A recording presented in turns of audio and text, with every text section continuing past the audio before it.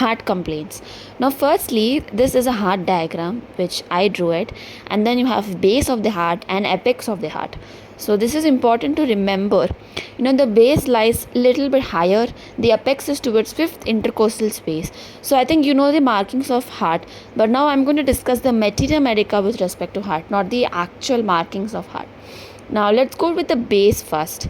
Now apex and base, okay, both. So apex and base, why are we mentioning it? Because there are different drugs to explain different position and locations of heart and different actions of heart.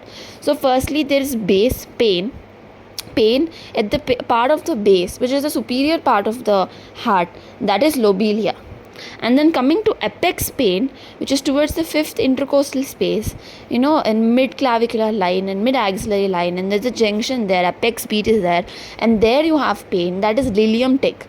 You shouldn't forget one thing, that lilium tic is mostly like an irregular pulse and too many beats, like 150, 160, similar to pyrogenum. So that is lilium tic. So you also have pain, the apex.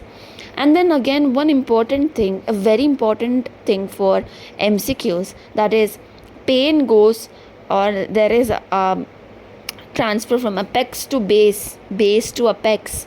No, that is apex to base is medorinum, and then base to clavicle or shoulder is pygelia, and then base to apex is cephalinum. So I think this is a very important thing to remember, and it is actually asked as MCQ many times. You shouldn't forget this, okay? And it's very easy to remember this way. So the pain which is going from apex to base, and base to clavicle or shoulder, and base to apex. Cephalinum is base to apex, and apex to base is medorinum. So this is a very important thing part of the heart.